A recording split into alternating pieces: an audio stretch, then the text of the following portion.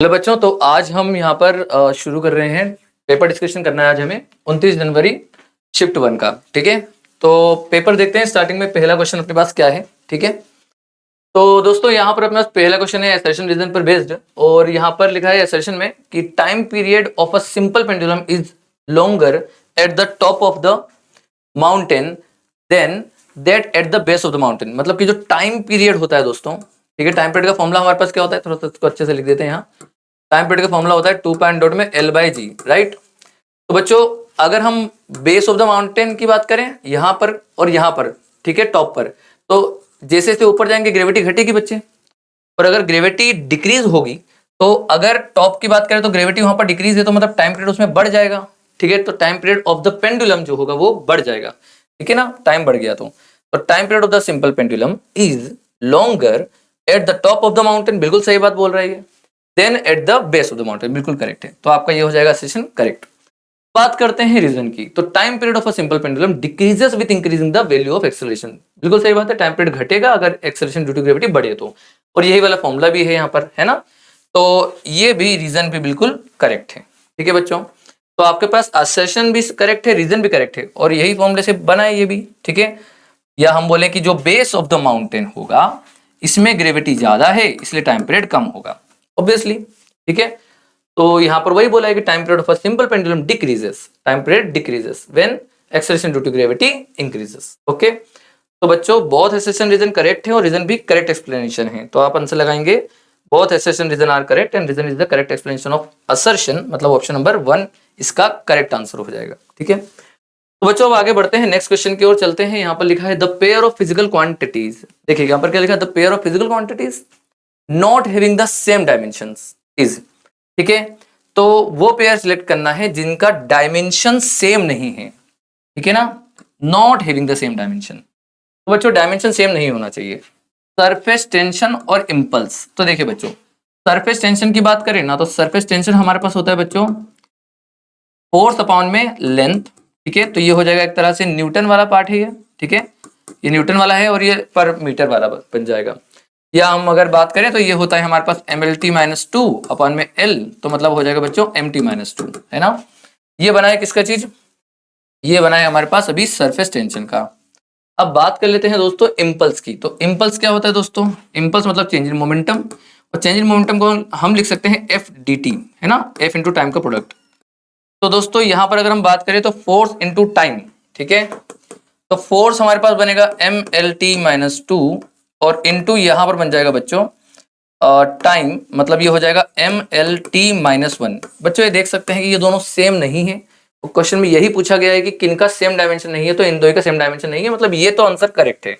अब बाकी जरूर इसमें आप चेक कर सकते हो। ठीक है, चेक करने के लिए देखिए बच्चे अपने पास ये बना है angular momentum and Planck constant. तो प्लैंक कांस्टेंट, तो बच्चों अगर हम देखें और एंगुलर मोमेंटम को देखें तो हम सभी जानते हैं कि M V R equal to N H upon two pi होता है। सही बात है बेटा, और एम वी आर मतलब एंगुलर मोमेंटम भी है, तो एंगुलर मोमेंटम का जो डायमेंशन है दोस्तों, अब देखिए एन अपॉन टू पाई तो एक नंबर है भाई, टू पाई एक नंबर है, एन एक नंबर है, तो उसका तो डायमेंशन नहीं है। तो एच का डायमेंशन बच्चे वही हुआ जो हमारे पास एंगुलर मोमेंटम का है। ठीक है, तो ये दोनों तो सेम डायमेंशन के हैं। टॉर्क और एनर्जी बच्चों सेम डायमेंशन है, क्योंकि आप एनर्जी देखिए, अगर आप टॉर्क की बात करते हैं तो टॉर्क को हम लिख सकते हैं फोर्स इंटू थीटा। ठीक है, या sorry force into R, R cross F हम लिखते हैं बच्चों, तो आप इसको क्या लिख सकते हैं, टॉर्क को आर इंटू एफ का प्रोडक्ट। ठीक है, मतलब मीटर और अपने पास न्यूटन का रहेगा। और एनर्जी बच्चे बात करें तो एनर्जी भी हमारे पास जैसे वर्क डन, वर्क भी एक एनर्जी है, तो इस वाले केस में वर्क डन का फॉर्मूला डायरेक्ट यूज करें तो वो भी अपने पास एफ इंटू डिस्प्लेसमेंट आता है विच इज आर। तो देखें तो ये भी न्यूटन और मीटर है और ये भी न्यूटन और मीटर है, तो इनका डायमेंशन तो सेम आने वाला है। क्लियर है, तो बेटा ये भी सेम डायमेंशन है। प्रेशर और यंग मॉड्यूलस, तो बच्चों देखो हम जानते हैं कि फोर्स अपॉन में एरिया होता है young modulus delta L by L, ये तो डायमेंशनलेस है। ठीक है, तो यंग मॉड्यूलस का जो डायमेंशन हो जाएगा बच्चे वो हो जाएगा फोर्स अपॉन में एरिया, और फोर्स अपॉन एरिया ही डायमेंशन वाइज प्रेशर होता है, प्रेशर का डायमेंशन जो होगा वही इसका भी होगा। तो बच्चे ये भी जो है सेम डायमेंशन है, तो मतलब कि दूसरा तीसरा चौथे का तो सेम डायमेंशन है। हमें बताना था कि जिसका डायमेंशन सेम ना हो मतलब पहला हो जाएगा आंसर, करेक्ट है। अब देखिए आगे बढ़ा जाए इसमें, क्वेश्चन नेक्स्ट वाले में दिया है a body of mass m connected to a massless and unstretchable string goes in a vertical circle of radius r under the gravity g.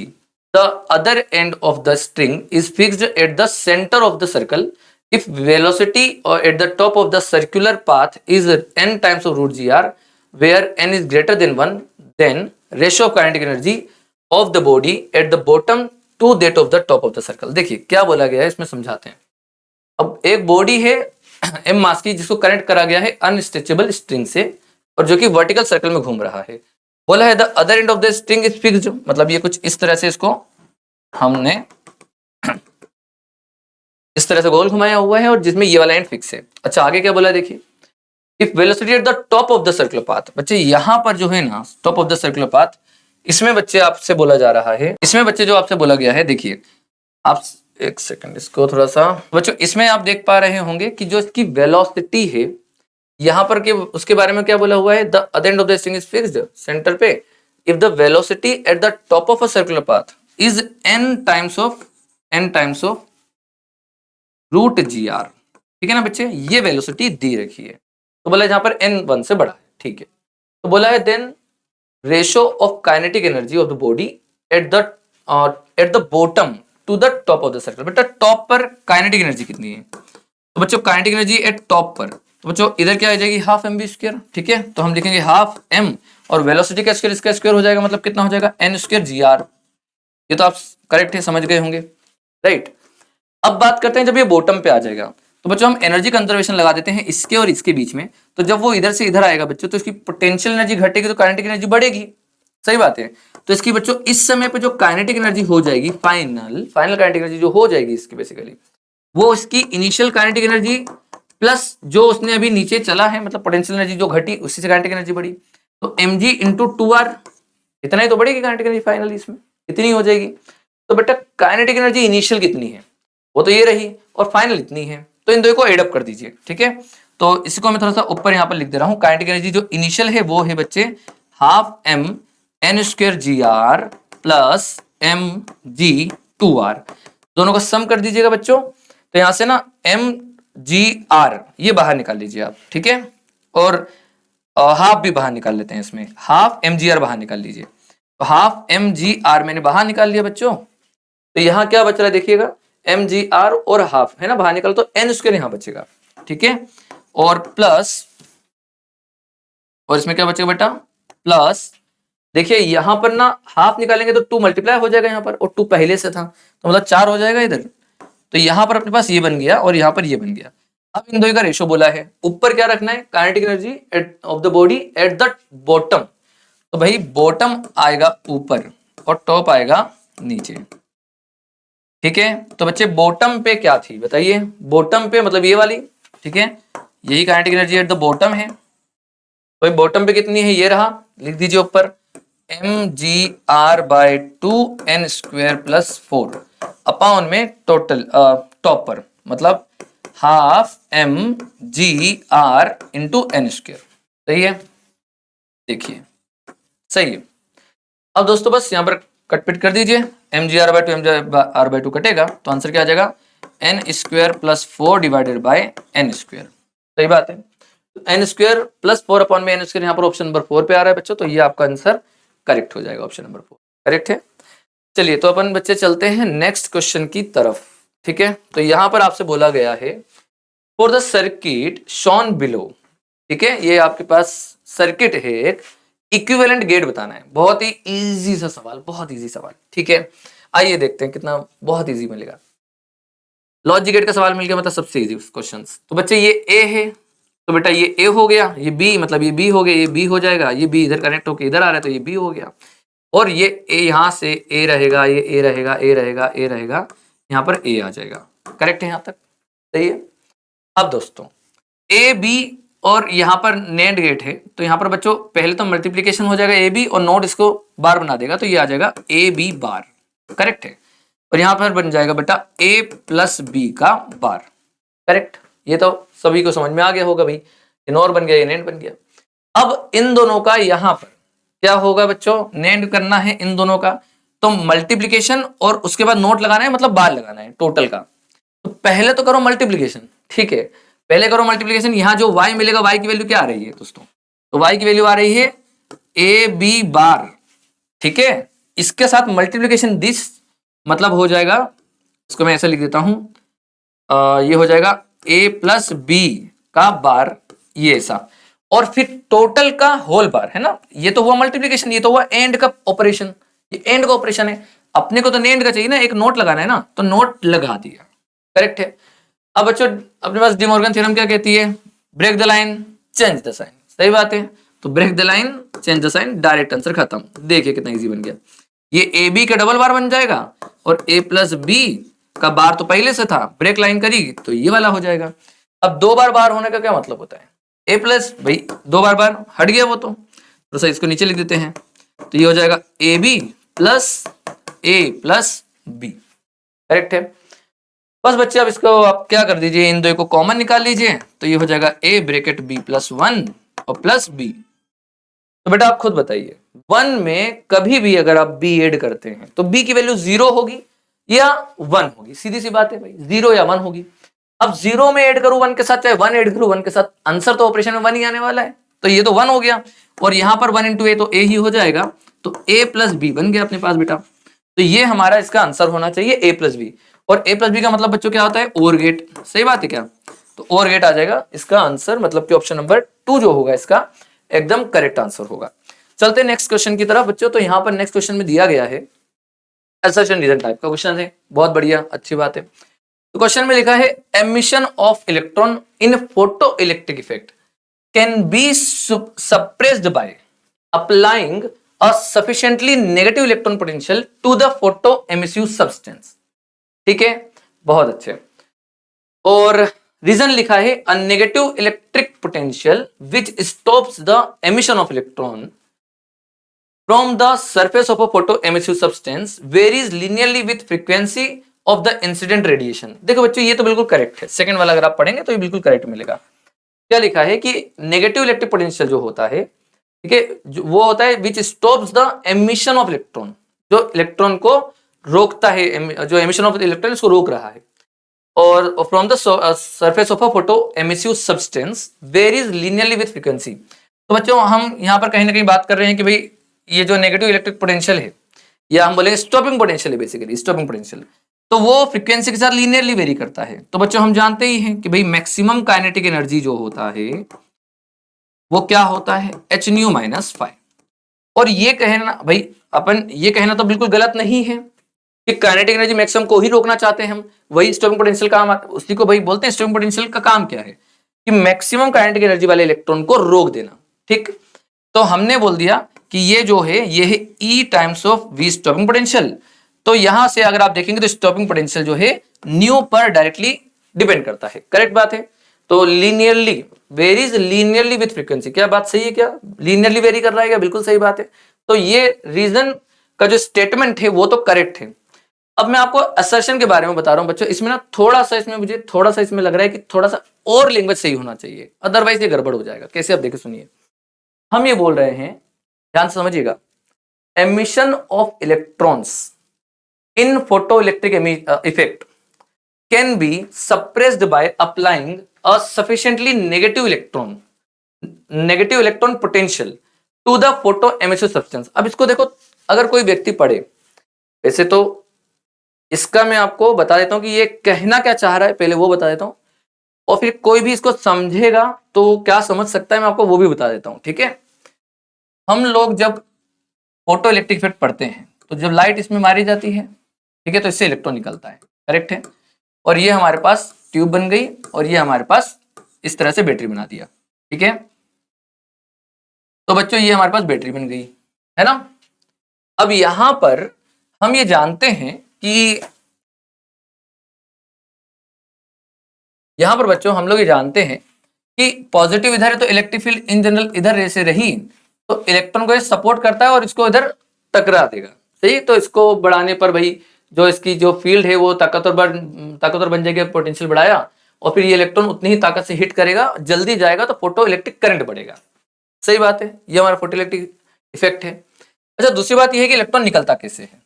Electron कैसे निकलता है सोचिए भाई, जब लाइट मारी तभी निकला, अदरवाइज नहीं निकलता। तो वो बोल रहा है कि emission of electrons in photo electric effect can be suppressed, मतलब जो एमिशन हो रहा है इलेक्ट्रिक करंट को नहीं बोल रहा है कि रोकना है, कि भाई अगर मैंने इसको उल्टा कर दिया है पोटेंशियल, ठीक है, मतलब नेगेटिव पोटेंशियल अप्लाई कर दो, नेगेटिव पोटेंशियल डिफरेंस अप्लाई कर दो, क्या लिखा है, can be suppressed by applying a sufficiently negative electron potential, ठीक है। तो अगर मैं नेगेटिव इलेक्ट्रिक पोटेंशियल लगाना चाह रहा हूं बच्चों, तो मतलब यहां पर जो बैटरी बनेगी ये कुछ इस तरह से बन जाएगा, जिसमें कि अब ये डेल वी नेगेटिव माना जाएगा, ठीक है। तो हमारे पास जो फील्ड हो जाएगी, ये वाली जो फील्ड होगी, ये वाली,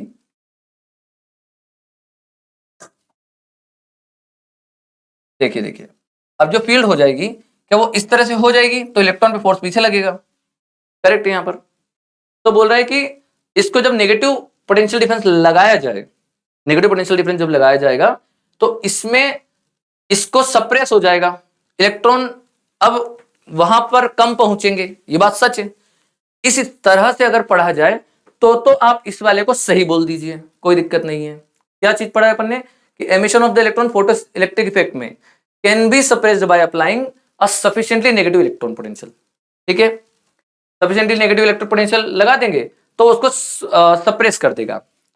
तो बच्चों पर मैं ये पूछना चाह रहा हूं, जैसे अभी तो अपने टिक मार दिया, चलो सही है ये इस तरह से, पर यहां पर देखो क्या लिखा है, एमिशन ऑफ द इलेक्ट्रॉन्स। पहली बात, इलेक्ट्रॉन को रोकना नहीं, इलेक्ट्रॉन का एमिशन की बात कर रहा है, जो एमिट होगा बच्चे वो तो मेटल पर डिपेंड करेगा ना, और क्या वो जो आने वाली फ्रीक्वेंसी उस पर डिपेंड करेगा, जो एमिट होने वाला इलेक्ट्रॉन है, जो एमिट होने वाला इलेक्ट्रॉन है उसकी बात हो रही है, emission of the electrons in photo electric effect.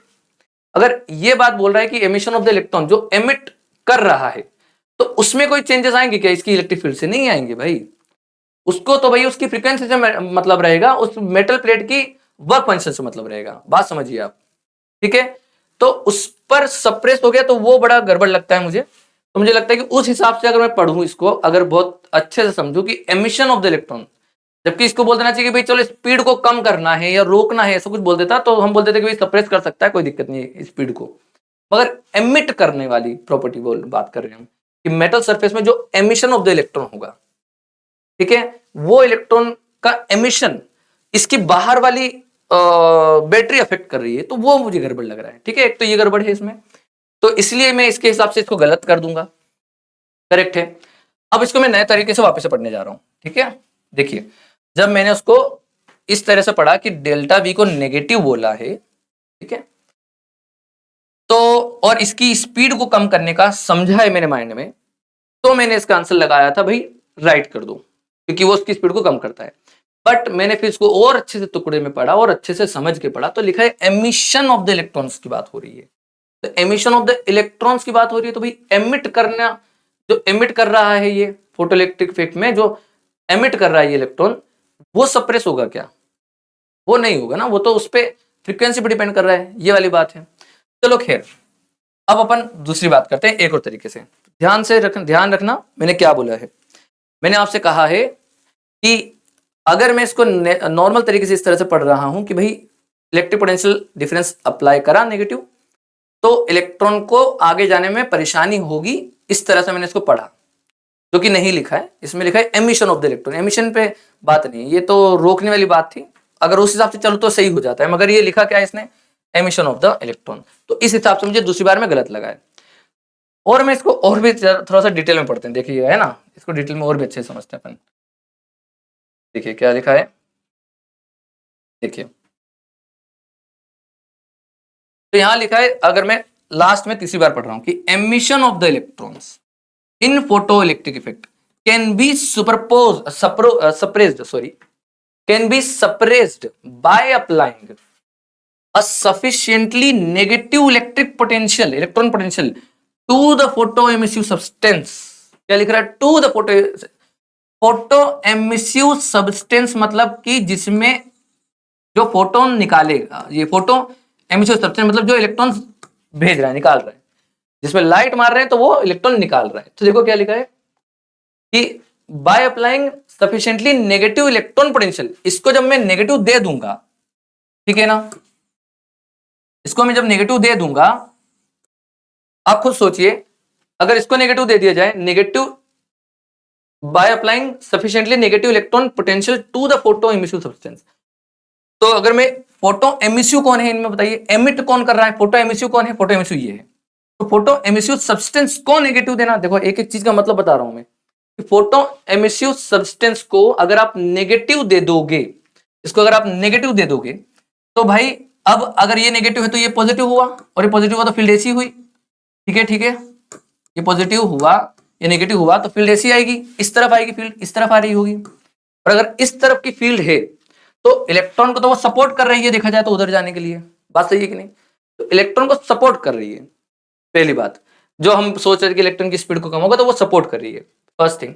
दूसरी चीज ये कि चलो मैं मान लेता हूं कि मेटल के अंदर कहीं ना कहीं किसी तरह से जो मेटल है ये इस वाली फील्ड से अफेक्ट होकर इलेक्ट्रॉन्स को निकलने में थोड़ी दिक्कत करेगा, मैं ऐसा मान लेता हूं, क्योंकि इलेक्ट्रिक फील्ड ऐसी है तो इलेक्ट्रॉन जो निकलना चाहता होगा वो उस पर अगर फोर्स लगेगा, ठीक है, नेगेटिव इधर है पॉजिटिव इधर है, इलेक्ट्रिक फील्ड उधर है तो फोर्स उधर लगेगा।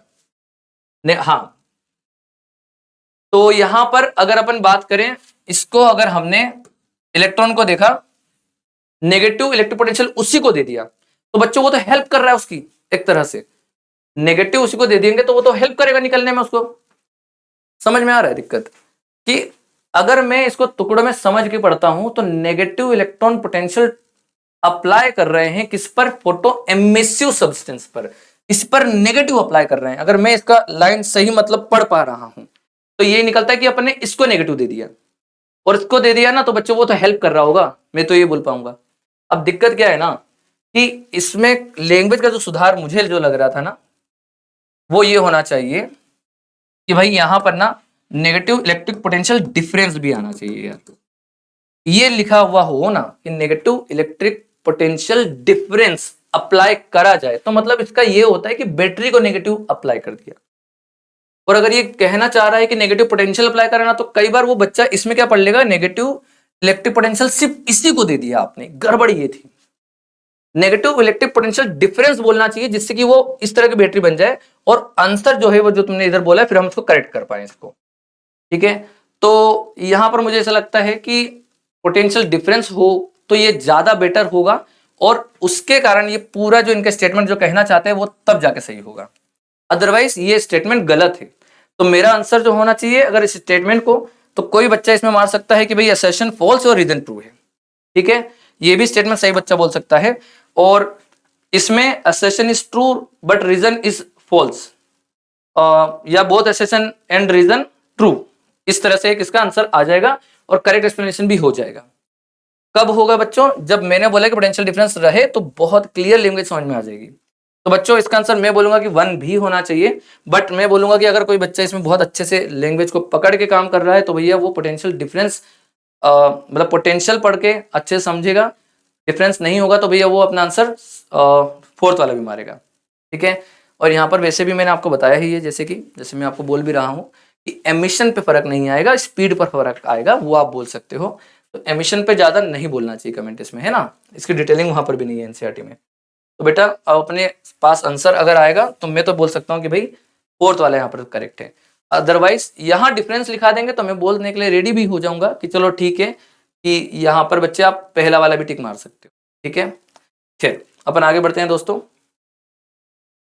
इसमें लिखा है क्वेश्चन में बच्चों, नेक्स्ट लास्ट वाला क्वेश्चन काफी ज्यादा टाइम ले गया है ना, तो अपन थोड़ा सा स्पीड बढ़ाते हैं इस क्वेश्चन को करने में।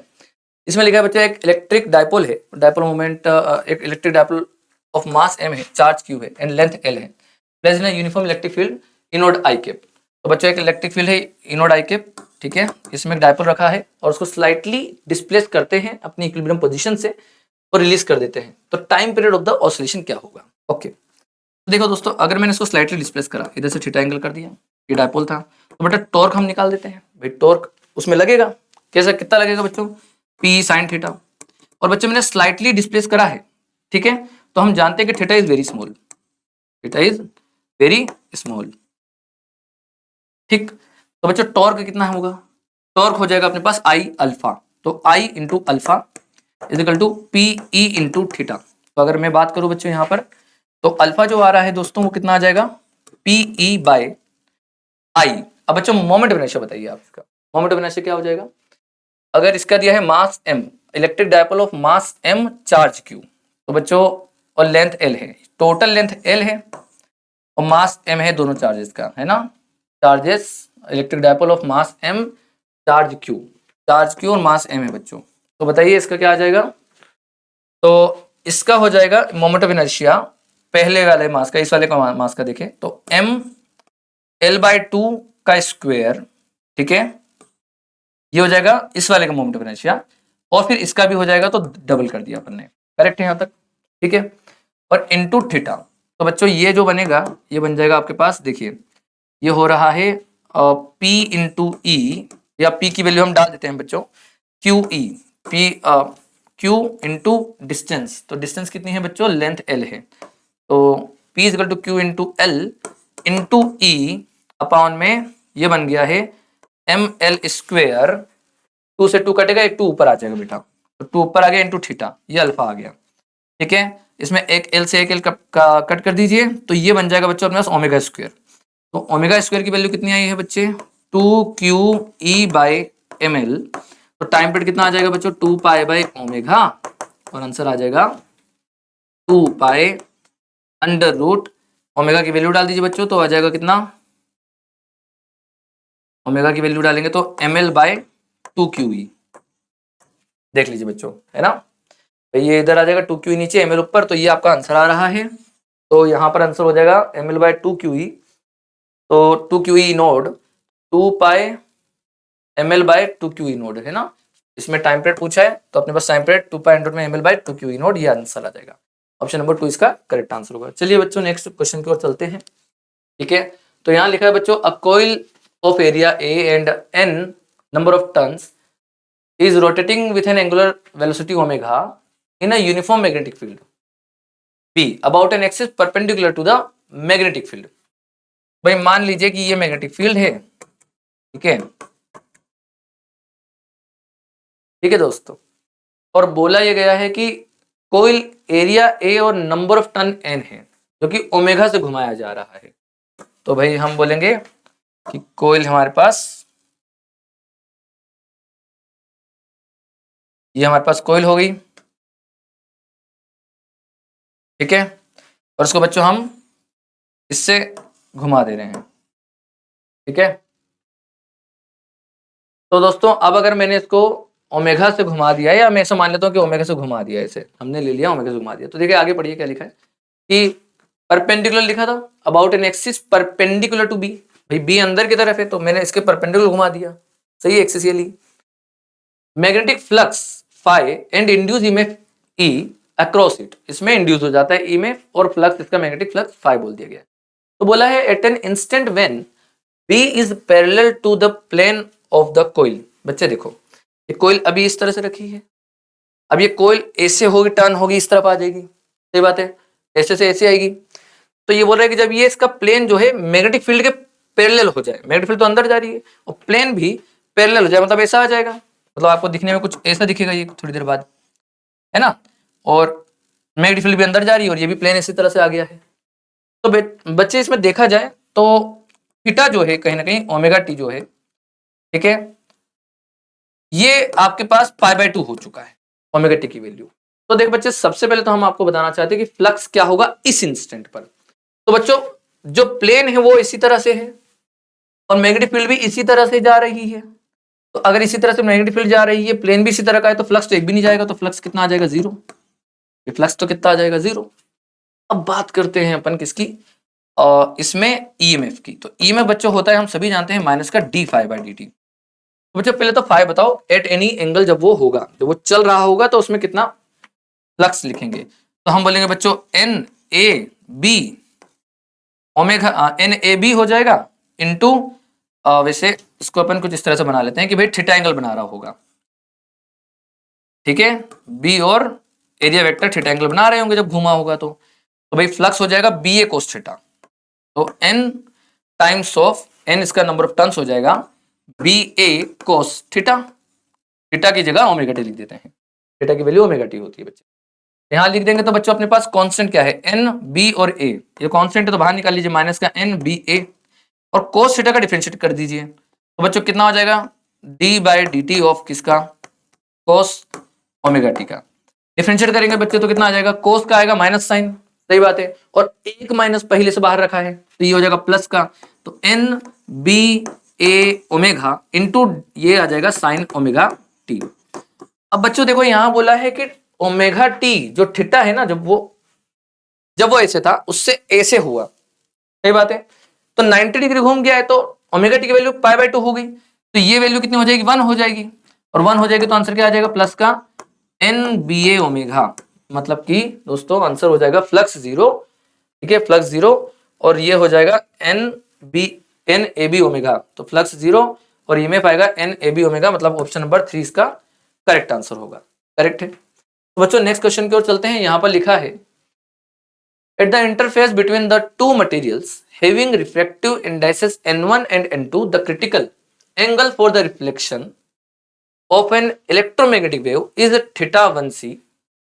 देखिए क्रिटिकल एंगल जब हमने यहाँ पर n1 और n2 रिफ्लेक्टिव इंडेक्स लिया, देखिए क्या बोलना चाह रहे हैं ये मैंने इंटरफेस बनाया एक तो पहले, an at the interface between the two material, दो मटेरियल बच्चों, एक n1 मान लीजिए और एक n2 मान लीजिए, ये दो मटेरियल है, ठीक है, रिफ्लेक्टिव इंडेक्स ये लिखे, the critical angle for the reflection of an electromagnetic wave, बच्चे रिफ्लेक्ट हो रही है, रिफ्रैक्ट नहीं हो रही है, तो रिफ्लेक्ट हो रही है तो मतलब क्रिटिकल कंडीशन कौन सी है, क्रिटिकल कंडीशन जब बनाएंगे तो बच्चों आप क्या बोलेंगे, TIR बनाएंगे इसमें, ठीक है, टोटल इंटरनल रिफ्लेक्शन की कंडीशन, तो वो क्या बन जाएगी, साइन थीटा 1c, तो ये बच्चों क्या हो जाएगा भाई, छोटा म्यू बाय बड़ा म्यू या 1 बाय म्यू रिलेटिव, राइट, तो n1 और n2 में अगर कोई पता चल जाए बड़ा कौन है, ये देखो यहाँ लिखा भी है, तो n1 और n2 में बड़ा कौन है बच्चों, n2 बड़ा है, तो छोटा म्यू हो जाएगा n1 ऊपर और ये हो जाएगा n2, करेक्ट है, तो ये क्रिटिकल कंडीशन बन गई हमारी। आगे बोला है द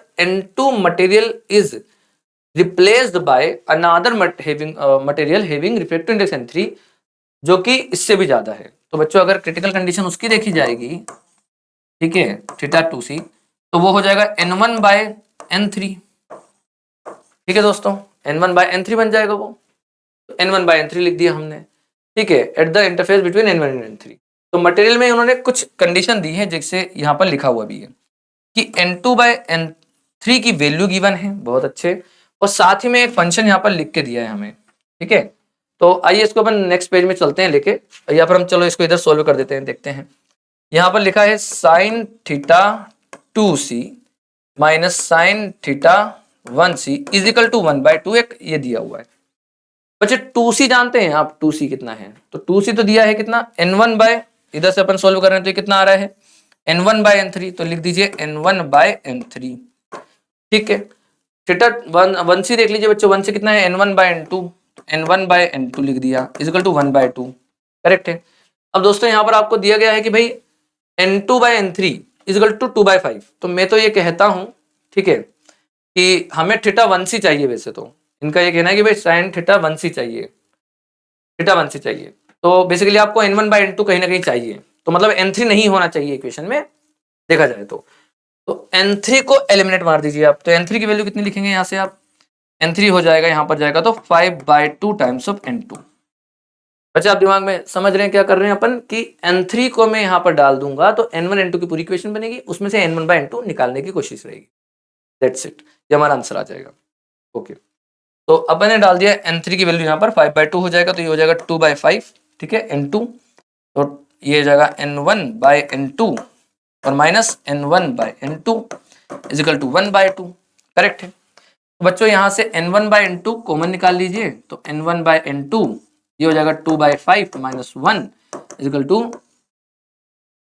1/2, तो बच्चों ये क्या बन जाएगा अपने पास, तो ये बनेगा n1 by n2 is equal to, देखो ये बनेगा माइनस का 3/5, ठीक है, तो ये हो जाएगा n1 by n2 is equal to, यहां से बन जाएगा 5 बाय माइनस का 5/6, ठीक है दोस्तों, ये हमारा आंसर आएगा। और अगर n1 बाय n2 मिल गया बच्चों तो हमारा आंसर आ चुका है, इसी से हम लिख देते हैं आंसर, बेटा आंसर हो जाएगा अपने पास क्या चीज, इससे लिख देते हैं अच्छे से, आ जाएगा sine theta 1c is equal to कितना आ रहा है n1/n2 माइनस का 5/6, तो theta 1c must be equal to sine inverse of minus का 5/6। ये हमारा आंसर होगा दोस्तों, ये हमारा आंसर होगा एक्चुअली। तो जो कि यहाँ पर किसी भी ऑप्शन में नहीं दिख रहा है दोस्तों, तो इसलिए ये हो जाएगा बोनस। ठीक है, ये हो जाएगा बच्चों बोनस। तो एक क्वेश्चन जेईई मेंस में ये वाला बोनस आया हुआ है ना, कोई किसी भी ऑप्शन से मैच नहीं कर रहा है। चलिए बढ़ते हैं बच्चों नेक्स्ट क्वेश्चन की ओर। इसमें वाले क्वेश्चन में देखिए बच्चों कितना आसान क्वेश्चन दिए हुए सभी। इन क्वेश्चन में आप देखेंगे कि हमें ज्यादा कुछ करना नहीं पड़ रहा है, सिर्फ वही जो आपको पढ़ाया जा रहा है वही फॉर्मूला बस सीधे सीधे अप्लाई करके डायरेक्ट आंसर पाना है और थोड़ा सा लॉजिक लगा लेना है, बस उतना लगा लिया मतलब आपको पूरे में से 25 में 25 भी बन जाएंगे, राइट। चलिए बढ़ते हैं नेक्स्ट क्वेश्चन की ओर। यहाँ पर बच्चों देखो लिखा है 9th वाले में, the expression given below shows the variation of the velocity v with time this. ठीक है, तो यहाँ पर आपको बच्चों दिया हुआ है एक्सप्रेशन वेलोसिटी विथ टाइम, तो ये वेलोसिटी है बच्चों, ठीक है, और कितना दिया है at² plus bt/c plus t। तो बोल रहा है कि dimension of A B C क्या होगा, तो पहले ए बी सी निकाल लीजिए क्या डायमेंशन है। तो बच्चों अगर सी का डायमेंशन देखेंगे तो सी का डायमेंशन तो वही है जो टी का है, तो मतलब टी लिख दिया। ठीक है, अब रही बात बी की देख लेते हैं, तो टी का डायमेंशन ये नीचे और टी ऊपर, तो वो तो कट जाएगा, तो बी का डायमेंशन वही आ जाएगा जो वेलोसिटी का है, विच इज LT-1, और at² का डायमेंशन वही होगा जो v का है, तो बच्चों at² is equal to LT-1, तो बेटा a का क्या आ जाएगा LT-3, करेक्ट है। तो बच्चों a आ गया, b आ गया और c आ गया है ना, तो a b c का प्रोडक्ट क्या आ जाएगा डायमेंशन वाइज, तो LT-3, इस साइड में b रहेगा LT-1 और c रहेगा t, तो बेटा कितना बन रहा है, तो L² T-3, क्योंकि t से ये कटेगा तो ये कट जाएगा, तो L² T-3 इसका आंसर हो जाएगा। M0 L² T-3 है ना, मैं लिख दूं ये आ जाएगा M0 L² T-3। तो ये बच्चों अपने पास ऑप्शन नंबर 4 में है, तो ऑप्शन नंबर 4 इसका करेक्ट आंसर हो जाएगा। चलते हैं नेक्स्ट क्वेश्चन की ओर। इस वाले में दिया है consider a long straight wire of a circular cross section radius a carrying a steady current I. The current is uniformly distributed across the cross section. The distances from the center of the wire cross section at which the magnetic field inside the wire outside the wire is half of the maximum possible magnetic field anywhere due to the wire. बच्चे बोलने चाह रहा है कि जैसे हमने wire लिया, ठीक है, तो अगर हमने यहां पर एक वायर लिया इनफाइनाइट अपने पास है, तो यहां पर हमसे बोला जा रहा है कि जो मैक्सिमम मैग्नेटिक फील्ड होती है बच्चों वो कहां होगी, सरफेस पे होगी। कितनी होती है बच्चों बताइए बी मैक्सिमम, तो ये हो जाएगा बी मैक्सिमम हो जाएगा μ0I/2πr, ये आप सभी जानते हैं, ठीक है, μ0I/2πr, या रेडियस उसने शायद ए दी है तो रेडियस ए ले लीजिए 2πa है ना, रेडियस ए दी है।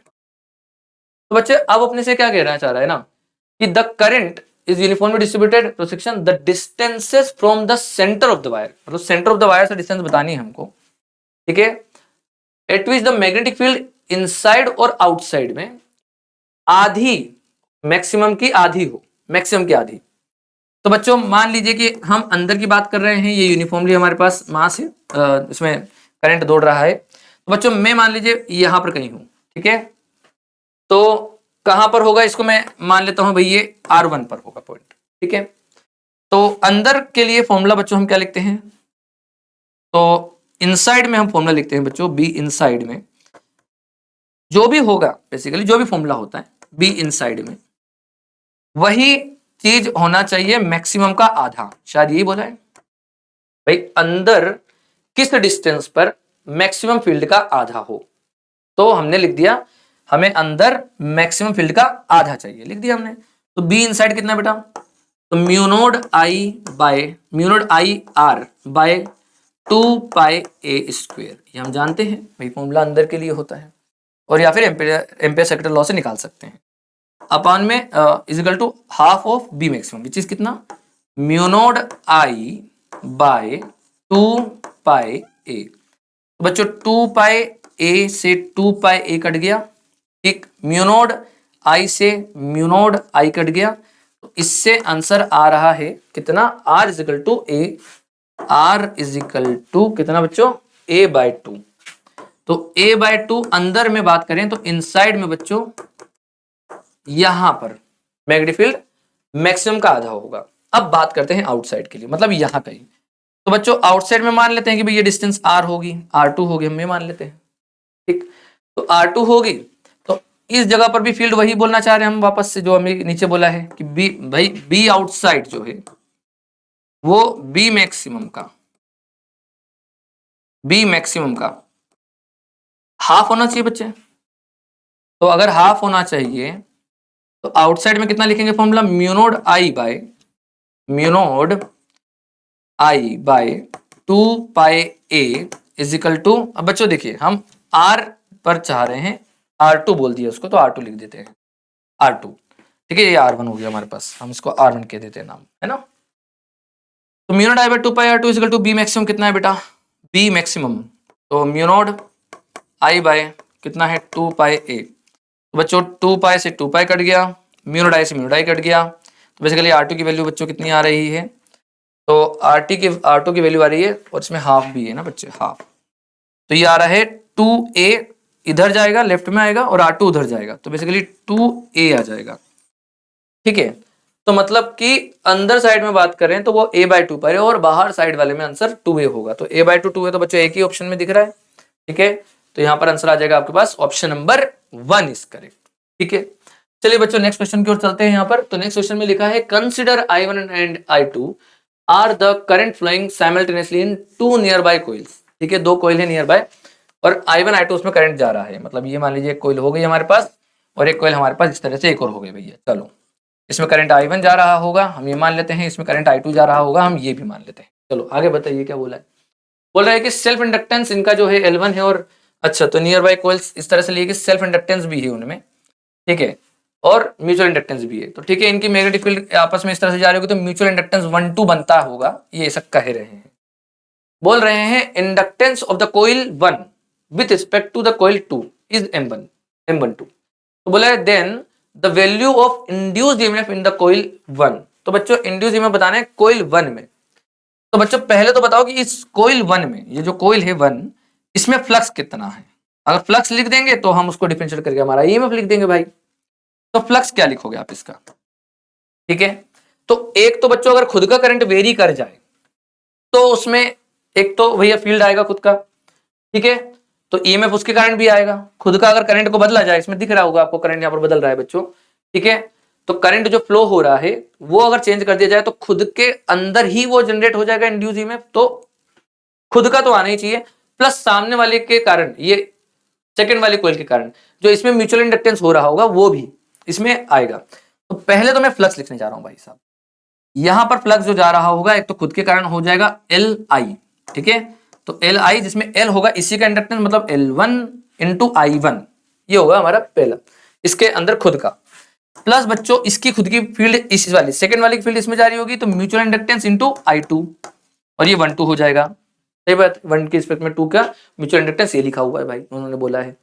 अब बच्चों क्या करना है, इसी को डिफरेंशिएट कर दीजिए, ईएमएफ आ जाएगा, ठीक है भाई। तो बहुत इजी क्वेश्चन दे दिया इन्होंने, है कि नहीं। क्या होता है भाई ईएमएफ, क्या होता है, ईएमएफ होता है माइनस का d∅dt, सही बात है। कर दीजिए डिफरेंशिएट, तो यहाँ क्या आ जाएगा, ईएमएफ माइनस का L1 देखते जाइएगा, L1 di1/dt, और फिर माइनस का M12 di2/dt। तो बेटा ऐसा ऑप्शन देख लो कहां पर है ना, माइनस का L1 di1/dt। देखिए इसमें देखिए क्या लिखा है, माइनस का L1, देखो माइनस माइनस होना चाहिए पहली बात तो, प्लस माइनस वाले तो ये तो हट गया, माइनस माइनस ये वाले बचे हैं, ठीक है, 1 2 और 4। तो L1 में di1/dt रहेगा, ऊपर वाला गलत हो गया, ये वाला है अभी 1-2 और di2/dt बिल्कुल सेम है बच्चों, तो आंसर हो जाएगा ऑप्शन नंबर 2 इज करेक्ट, ठीक है। L1 di1/dt minus M12 di/dt, बिल्कुल सही बात है बच्चों। तो ये आपका आ जाएगा option number 2 is correct. Next question की ओर चलते हैं बच्चे, है ना। तो इसमें बोला है shown below the bob of a pendulum having a massless string of a length r, ठीक है, is released from 60 degree from the to the vertical। तो बोला है it hits the another bob of a half the mass that is at rest on a frictionless table. बच्चों देखो, इसमें बोला गया कि एक मास ना यहाँ है m/2 और दूसरा मास यहाँ से छोड़ा जा रहा है, ठीक है, जो कि रेडियस r है, इसका ये भी बोल दिया है उन्होंने। तो बोल रहे हैं फ्रिक्शनलेस टेबल पे रखा हुआ है, एज्यूमिंग दैट इलास्टिक कोलिजन, बच्चों इन दो के बीच में कोलिजन इलास्टिक होता है। तो बच्चों जब वो इधर से इधर आएगा, पहली बात तो ये है बच्चों, ये डिस्टेंस कितनी है भाई, r का कितना हो जाएगा, r का cos 60 मतलब r/2, तो बच्चों ये भी r/2 है। तो वेलोसिटी जब ये इधर पहुंचेगा, तो बच्चों जब ये पहुंचेगा तो इधर वेलोसिटी कितनी हो जाएगी, √gr/2। भाई हम वेलोसिटी कितनी बोलते हैं, वेलोसिटी हो जाएगी √2gh बन जाएगी, काइनेटिक एनर्जी बढ़ गई पोटेंशियल एनर्जी के घटने से, ठीक है। तो वेलोसिटी हो जाएगा √2gh या 2g इंटू h हो जाएगा r/2, तो बेसिकली हो गया √gr, ये हो जाएगा वेलोसिटी। आगे बोला गया है भाई कि अगर ये इससे टकरा जाए, ये इधर एक और यहाँ पर रखा हुआ है, ठीक है, ये मास, तो अब इससे जैसे टकराएगा, जिसका मास m/2 है और ये m था, तो आप इसको इस तरह से कोलिजन देख लीजिए, भाई ये m था, ये m/2 है, ये कितने से वेलोसिटी आ रहा है v में, इसको मान लीजिए v वेलोसिटी से आ रहा है, ये अपन ने v बोल दिया, ठीक है। तो ये जो है √gr इसका v है, √gr को मैंने v बोल दिया। तो बच्चों टकराने के बाद क्या होगा भाई, जो हमारे पास m/2 है और जो m है, इनकी कुछ वेलोसिटी हो जाएगी v1 v2, इस तरह से हो जाएगा। तो अब वो यही पूछ रहा है the magnitude of the velocity of the bob A, ठीक है, तो a की वेलोसिटी कितनी होगी, मतलब v1 निकालना है, ठीक है, आफ्टर द कोलिजन। तो बच्चों क्या लगाएंगे, कंजर्वेशन ऑफ लीनियर मोमेंटम, तो कंजर्वेशन ऑफ लीनियर मोमेंटम लगाएंगे बच्चों, तो क्या हो जाएगा भाई, mv इजिकल टू कितना हो जाएगा, m/2 v2 प्लस mv1, सही बात है। तो ये तो हो गया v is equal to v2/2 plus v1, पहली इक्वेशन बन गई। दूसरी इक्वेशन बच्चों क्या बन जाएगी, हम यहाँ लगा देते हैं डेफिनेशन ऑफ ई, तो ई इजिकल टू 1 है, तो सेपरेशन अपॉन अप्रोच, तो 1 इजिकल टू सेपरेशन, बच्चों सेपरेशन कितना हो जाएगा बेटा इन दो का, v2 माइनस v1, ठीक है। तो v2 माइनस v1 और अप्रोच क्या है दोस्तों इसकी, कितने से आया था ये अप्रोच करने, v से, तो ये हो जाएगा v is equal to v2 minus v1, ये बन गई सेकंड इक्वेशन। बेटा आप सब देख सकते हैं कि मैं सिर्फ इन दो को एड अप करूंगा ना, तो यहाँ पर ऐड करते ही क्या हो जाएगा, v1 से v1 कट जाएगा, तो ये हो जाएगा 3v2/2 इजिकल टू 2v। तो ये हो रहा है, यहाँ पर सॉल्व करते हैं, तो ये हो जाएगा v2 इजिकल टू, ये हो जाएगा 3v2/2 इजिकल टू 2v, तो ये 4v/3, 4v/3 हो जाएगा, राइट। तो बच्चों यहाँ पर अपने पास 4v/3 ये बन गया है v2, और अपने को तो v1 निकालना है, तो v1 बच्चों इसमें किसी में भी डाल दीजिए इक्वेशन, तो v2 की वैल्यू यहाँ डाल दूं मैं 4v/3, तो v1 कितना आ जाएगा बच्चे, 4v/3 माइनस v, मतलब कि v1 आ रहा है, v1 आ रहा है दोस्तों, कितना आ रहा है v/3, और जहां बच्चों v क्या था, बच्चों बताइए v क्या था, v क्या था, तो v हमारे पास था बेटा √gr/3, ये हमारा आंसर हो जाएगा, है ना। तो v1 हमारे पास आ गया, मतलब कि बॉब ए की वेलोसिटी आ गई आफ्टर द कोलिजन, तो आ रहा है √gr/3, मतलब कि ऑप्शन नंबर 1 जो होगा इसका करेक्ट आंसर हो जाएगा, करेक्ट है। तो नेक्स्ट वाले क्वेश्चन की ओर चले बच्चों, तो यहाँ पर देखो क्या लिखा है, the work done by in an adiabatic change in an ideal gas depends upon only, तो work done adiabatic change in an ideal gas, तो बच्चे एडियाबेटिक में Q क्या हो जाएगा, एडियाबेटिक में 0, तो एडियाबेटिक में अगर Q 0 है तो Q is equal to del U plus W की बात करें, तो बेटा वर्क डन जो होगा वो कितना आ जाएगा, माइनस का डेल्टा U, या बोले माइनस का NCV डेल्टा T। तो भाई वो बोलना चाह रहे हैं कि अपने पास यहाँ पर जो वर्क डन है वो माइनस का NCV डेल्टा T है, अपने पास ये आ रहा है, तो किस पे डिपेंड कर रहा है, चेंज इन टेम्परेचर पे बच्चों, तो चेंज इन टेम्परेचर इसका आंसर हो जाएगा, ठीक है, डिपेंड किस पे करेगा, चेंज इन टेम्परेचर पे। तो नेक्स्ट क्वेश्चन को चलते हैं बच्चों, लिखा है if lambda and K are the de Broglie wavelength and kinetic energy respectively of a particle with constant mass, the correct graphical representation for the particle will be. तो बच्चों लैम्डा और K लिए बोला है, तो डी ब्रोगली वेवलेंथ बच्चों lambda equal to h upon में mv होती है, और mv मतलब मोमेंटम को लिख सकते हैं √2mke, ठीक है। तो ये लैम्डा हो गया, हमको चाहिए था 1/k, तो इसको कर देते हैं लैम्डा का square equal to h upon में 2m और 1/k, ठीक है। तो बच्चे ये अपने पास y एक्सिस है, ठीक है, ये कुछ कांस्टेंट हो गया और ये कितना हो गया एक्स स्क्वायर। ठीक है, ये अपने पास एक्स एक्सिस हो गई ना लैम्डा। तो बच्चों X Y is equal to X square, तो क्वाड्रेटिक है, क्वाड्रेटिक है तो बच्चे एक्स स्क्वायर की क्वाड्रेटिक है तो वो ऐसा बनेगा पैराबोला। ठीक है, तो अपने पास आंसर क्या आ जाएगा इसको, ऑप्शन नंबर 3 इसका आ जाएगा, करेक्ट है। नेक्स्ट क्वेश्चन की ओर चलते हैं बच्चों। लिखा है 2 projectiles are fired with an initial speed from the same point on the ground at the angle 45 minus theta 45 plus theta respectively with the horizontal direction, the ratio of their maximum heights attained। तो देखिए बच्चों, अगर आपने 45 minus theta 45 plus theta से फेंका है, मतलब ये अगर हमारे पास 45 एंगल है तो एक को इधर फेंका है 45 माइनस थीटा से, ठीक है, और इसको ऐसे ले लेते हैं कि मैक्सिमम हाइट का रेशियो चाहिए, तो डायरेक्टली अपन लगा ही देते हैं ना कि एच हाइट का फॉर्मूला क्या होता है बच्चों।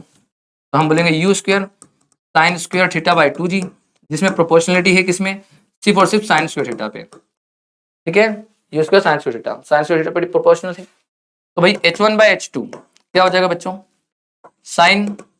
अब यहाँ पर बोल रहे हैं कि एक को फेंका है 45 प्लस माइनस थीटा, तो ये हो जाएगा साइन स्क्वायर 45 माइनस थीटा, और एक हो जाएगा साइन स्क्वायर 45 प्लस थीटा। ठीक है, तो बच्चों हम ये जानते हैं अगर इसको हमें डबल एंगल पे लाना है तो मैं बोल सकता हूँ कि साइन कोस टू थीटा जो होता है बच्चों, कोस टू थीटा जो होता है क्या लिखते हैं बच्चों अपन उसको,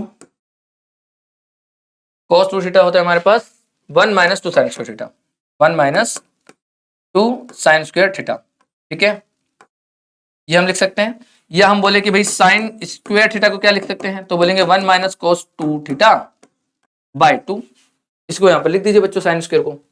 ये हो जाएगा अपने पास कितना 1 minus cos cos of 45 minus theta, तो उसका डबल मतलब कि 90 minus 2 theta divided by 1 plus cos, ठीक है 45 प्लस 1 माइनस ही रहेगा ना इधर भी, ये हो जाएगा 1 माइनस कोस, और यहाँ पर क्या आ जाएगा बच्चे, साइन स्क्वायर को हमने लिख दिया 1 minus cos of 90 plus theta, correct है 2 थीटा। तो बच्चों ये बन जाएगा, अब कोस 90 माइनस थीटा बन जाएगा कितना बच्चे, तो 1 माइनस कोस 90 माइनस थीटा बन जाएगा साइन 2 थीटा, और ये क्या बन जाएगा अपने पास, हाँ बच्चे तो ये क्या बन जाएगा अपने पास 90 प्लस थीटा, 90 प्लस थीटा में बच्चों हम इस वाले क्वाड्रेंट में आ जाएंगे। ठीक है, सेकंड क्वाड्रेंट में आ रहे हैं तो बच्चों यहाँ पर क्या लिखेंगे माइनस, तो 1 माइनस और माइनस प्लस हो जाएगा, तो साइन 2 थीटा, तो 1 माइनस साइन 2 थीटा और अपॉन में 1 प्लस साइन 2 थीटा, मतलब इस तरह से बन जाएगा, और थीटा बेसिकली हमारा अल्फा है, तो आपका आंसर आ जाएगा क्या चीज, ऑप्शन नंबर 1 इज करेक्ट। ठीक है, तो नेक्स्ट क्वेश्चन की ओर चलते हैं बच्चों। तो लिखा है मैच द कॉलम, यहाँ पर मैच द लिस्ट दी है बच्चों, तो यहाँ पर लिस्ट 1 लिस्ट 2 से मैच करनी है। तो देखिए electric field inside distance r is greater than r from the centre of a uniformly charge spherical shell, एक स्फेरिकल शेल है हमारे पास, ठीक है, उसके अगर हम बाहर की बात कर रहे हैं तो सरफेस चार्ज डेंसिटी सिग्मा है अगर, और रेडियस r है यदि, तो बोल रहे हैं electric field inside electric field inside की बात कर रहे हैं, और बोल रहे हैं uniformly charge spherical shell with surface charge density sigma and radius r। तो बच्चों अंदर कहीं पर भी बात करें तो इलेक्ट्रिक फील्ड क्या हो जाती है, इसके अंदर E0 होता है, E0 कहाँ पर है बच्चों, ये रहा थर्ड, तो इसका आंसर आ जाएगा थर्ड। बात करें electric field at a distance r greater than 0, ठीक है, from a uniformly charge infinite plane sheet, तो बच्चों प्लेन शीट है, यूनिफॉर्मली चार्ज है, हम बात करें बाहर साइड की इधर की, तो फील्ड क्या लिखते हैं बच्चों, इनफाइनाइट शीट में से सिग्मा बाय 2 एप्सिलॉन नॉट लिखते हैं बच्चों हम। ठीक है, तो यहाँ पर वही बोल रहा है कि electric field r greater than 0 में uniformly charge infinite sheet with surface charge density sigma is sigma bye 2 epsilon not, कहाँ पर है, ऑप्शन नंबर 2 पर, ये 2 आ जाएगा बच्चों। ठीक है, आगे लिखा है सी वाले ऑप्शन पे कि electric field outside distance r is greater than 0 from the centre of a uniformly charge spherical shell with surface charge density sigma and radius r। तो हम बात कर रहे हैं सरफेस चार्ज स्फेरिकल शेल की बात करें वापस से, तो बच्चों स्फेरिकल शेल के कारण अगर बात करें, ठीक है, और वो भी आउटसाइड की बात करें इलेक्ट्रिक फील्ड, तो इस जगह पे इलेक्ट्रिक फील्ड क्या लिखते हैं बच्चे, अपन इलेक्ट्रिक फील्ड लिखते हैं के क्यू बाय आर स्क्वायर, सही बात है, के क्यू बाय आर स्क्वायर लिखेंगे, और जहां क्यू को भी सिग्मा के टर्म में लिख दीजिए। ठीक है, तो सिग्मा क्या होता है बच्चों, देखो क्यू को हम लिख सकते हैं, के को लिख दिया 1/4 पाई एप्सिलॉन नॉट, और नीचे आर स्क्वायर है, और क्यू को क्या लिख सकते हैं, तो लिखेंगे Q is equal to sigma into 4 pi R square, तो रेडियस के लिए कैपिटल लिए तो कैपिटल आर का स्क्वायर आ जाएगा, तो 4 पाई कट जाएगा बच्चे, तो ये आ जाएगा sigma R square bye 4r²। ठीक है, तो बच्चों ये इलेक्ट्रिक फील्ड अपने पास बन रही है sigma R square by 4 epsilon naught आएगा, 4 पाई तो कट गया ना, ये आ जाएगा एप्सिलॉन नोड r²। ठीक है, ये बनेगा अपने पास। तो बच्चों ऐसा ऑप्शन ना आपको पास फोर्थ में दिख रहा है, मगर इसमें ना एक कमी है बच्चों, ऊपर कैपिटल r² नहीं है और ये डायमेंशनली भी गलत है। सही बात है, भाई सिग्मा बाय एप्सिलॉन नोड का डायमेंशन बन रहा है फील्ड का, यहाँ पर 1/r² लिखा है, तो ये गड़बड़ है इसमें। तो आप इसमें ये एडअप कर लो, हालांकि इसको डायमेंशनली गलत है ये माना जाएगा, इसको सही कर लीजिएगा, ये जेई की तरफ से ही गलती है फिर। तो इसका आ जाएगा कितना, फोर्थ आ जाएगा बच्चे। और यहाँ पर क्या, electric field between the two oppositely charged infinite plane parallel sheet with uniform surface charge density sigma. तो electric field between the two oppositely charge infinite plate. तो बच्चों एक प्लेट ये रही, ठीक है, और एक प्लेट ये रहेगी, और अपोजिटली चार्ज मतलब प्लस प्लस प्लस यहाँ पर है बच्चों, और माइनस माइनस माइनस यहाँ है, तो इधर इलेक्ट्रिक फील्ड क्या लिखेंगे, तो बच्चों सिग्मा बाय 2 एप्सिलॉन नोड इसके कारण, और माइनस वाले के कारण भी वहां पर ही, तो आंसर आ जाएगा सिग्मा बाय 2 एप्सिलॉन नोड का डबल, तो बोले तो सिग्मा बाय एप्सिलॉन नोड, मतलब कि पहला वाला, तो ये आ जाएगा पहला वाला। तो आंसर आ जाएगा बच्चों उस हिसाब से 3 2 4 1। ठीक है, 3 2 4 1 इसमें देख लीजिए ऑप्शन कहां पर है, तो 3 2 4 1 ऑप्शन नंबर 4 में है, तो बेटा option number 4 is your correct answer. Next question की ओर चलते हैं बच्चों, यहाँ पर लिखा है given below are the two statement, वही असर्शन रीजन है बच्चों। तो इसमें लिखा है असर्शन में कि and the other is labelled is, हाँ ठीक है, तो इसमें लिखा है electromagnetic wave carry energy but not the momentum. बच्चों देखो गलत हो गया ये, तो इलेक्ट्रोमैग्नेटिक वेव एनर्जी मोमेंटम दोनों लेके चलता है, तो ये गलत है, सही बात। और mass of the photon is 0, तो बिल्कुल करेक्ट है बच्चों, मास ऑफ द मास उसका जो होता है 0 होता है। जब तक डायनेमिक मास की बात नहीं कर रहा, चलने वाले की बात नहीं कर रहा, तब तक हम बोलेंगे नहीं। ठीक है, हम मतलब उसका डायनेमिक मास की बात नहीं करेंगे जब तक बोला नहीं। उसने बोला है कि mass of the photon is 0, बिल्कुल सही बात है, हम वही रेस मास चलते हैं। भाई आपका मास क्या है, इसका मतलब आपका रेस मास क्या है, यही पूछा जाता है। हाँ भाई आपका डायनेमिक मास क्या है, तो आपकी वेलोसिटी के जरिए फिर आपका अपना डायनेमिक मास निकालना पड़ता है। ठीक है ना, तो अगर कुछ नहीं दिया है, मास ऑफ द फोटोन पूछा है, तो वो रेस्ट मास कहलाता है, तो इसलिए रेस्ट मास उसका 0 होता है, बिल्कुल करेक्ट है। तो assertion false, reason is true, मतलब ऑप्शन नंबर 4 इज करेक्ट है ना, ये असर्शन फॉल्स और रीजन इज ट्रू। ठीक है, तो चलिए बच्चों नेक्स्ट क्वेश्चन की ओर चलते हैं। यहाँ लिखा है असर्शन रीजन एक और है, यहाँ पर लिखा है असर्शन में chalk coil is simply a coil having a large inductance but a small resistance. बिल्कुल सही बात है बच्चों, देखो जो हमारे पास चॉक कॉइल होता है, ठीक है, चॉक कॉइल होता है, इसमें लार्ज इंडक्टेंस इसलिए रखते हैं जैसे हमारे पास इसका पावर निकालना होता है ना, तो यहाँ आपके पास आई आ जाएगा, यहाँ एक्सेल हो जाएगा, यहाँ आर हो जाएगा। ठीक है, तो रिजल्टेंट इसका कुछ इस तरह से आ जाता है, जिससे कि इसमें पावर फैक्टर में वैल्यू आ जाएगी, जो कि पावर फैक्टर हम लिखते हैं इधर, पावर हम क्या लिखते हैं, आई इंटू वी इंटू कोस पाई। सही बात है, तो बेसिकली हम फाई, अगर जब ये नहीं था, एक्सेल नहीं था, तो फाई की वैल्यू 0 थी, तो कोस 0 1 होगा, मैक्सिमम उसमें लॉस आ रहा था। हम लॉस कम करना चाहते हैं, तो हम इस साइड का हिस्सा बढ़ाना चाहते हैं, जिससे कि फाई की वैल्यू जितना बढ़ेगी कोस की वैल्यू कम हो जाएगी, लॉसेस कम आएंगे। तो बेसिकली हमको क्या करना होता है कि एक्सेल की वैल्यू बढ़ाना होती है, तो एक्सेल की वैल्यू बढ़ाना होगी। ठीक है, ये बात समझ में आ गई अभी हमको। और अगर हम देखें तो एक्सएल की वैल्यू बढ़ाना मतलब कि ओमेगा एल की वैल्यू बढ़ाना, मतलब एल की वैल्यू बढ़ाना। ठीक है, ये बात समझ में आई। और उसका रेजिस्टेंस भी तो इंक्लूड होगा, तो उसका रेजिस्टेंस आएगा, तो इसमें R plus small R add up हो जाएगा, उसका खुद का भी रेजिस्टेंस है ना, तो आर की जगह स्मॉल आर भी आएगा। तो हमें इसकी वैल्यू तो घटानी थी ना, तो आर की वैल्यू हम घटाना चाहते हैं, रेजिस्टेंस की, ये वाले की आर की वैल्यू घटाना चाहते हैं, मतलब क्या होता है, रो एल बाय एरिया। तो बेसिकली एल, देखो जो रेजिस्टेंस है बच्चों, जो ये रेजिस्टेंस है ये वाला स्मॉल आर, इसकी वैल्यू घटाना चाहते हैं, तो एरिया को बढ़ा दीजिए। इन जनरल जो हम चौक कॉइल के बारे में जानते हैं कि चौक कॉइल ऐसी चीज रहती है जिसको हम एरिया वाइज उसका थिकनेस उसकी ज्यादा होना चाहिए, और एल इंडक्टेंस भी ज्यादा होना चाहिए बेसिक। ठीक है ना, तो उसको फिर हम कुछ इस तरह से बनाते हैं। ठीक है, तो choke coil is the simply a coil, एक कॉइल होती है simply having a large inductance, बिल्कुल सही बात है, इंडक्टेंस लार्ज होना चाहिए, having a large inductance but a small resistance. सही बात है, आपको समझ में आ गया कि क्यों रहना चाहिए स्मॉल रेजिस्टेंस, तो बिल्कुल करेक्ट है बच्चों ये, है ना। और but a small resistance Chowk coil are used to fluorescent mercury tube fitting. If household electric power is directly connected to the mercury tube, the tube will be damaged. बिल्कुल सही बात है बच्चों, डायरेक्टली कनेक्ट नहीं कर सकते, तो बिल्कुल करेक्ट यहाँ पर स्टेटमेंट बोला गया है। रीजन में बोला है by using the choke coil the voltage across the tube is reduced by a factor this. तो बच्चों बिल्कुल सही बात है, वोल्टेज अपने पास इस तरह से रिड्यूस हो जाएगा। सही बात, आगे बोला है where omega is the frequency, angular frequency जो भी इसमें दी हुई है, और रेजिस्टर आर है, एल इंडक्टेंस है। If the choke coil were not used the voltage across the resistor would be the same as the applied voltage. बिल्कुल सही बात है बच्चों, अगर आप इंडक्टर नहीं यूज कर रहे हो, अगर उसमें अगर ऐसा मान लीजिए, ठीक है, तो हमारे पास इस तरह से रेजिस्टेंस हो जाएगा इस एसी वाले सर्किट में, तो जो भी इसका वोल्टेज रहेगा वही इसका आ जाएगा बच्चे। और अगर हमने चौक कॉइल भी यहाँ पर यूज कर ली यहाँ पर, ठीक है, तो क्या होगा कि वो वोल्टेज दोनों में बटेगा। ये देखिए दिख रहा है क्या? नहीं, अगर वो नहीं था तो ये V इधर था, अब ये इधर आ गया तो ये दोनों में बढ़ रहा है, V जो है दोनों में बढ़ जाएगा, इसीलिए तो यूज करते हैं। तो बिल्कुल सही बात है, रीजन भी बिल्कुल करेक्ट है, और ये इसका करेक्ट एक्सप्लेनेशन भी हो जाएगा बच्चों, ठीक है।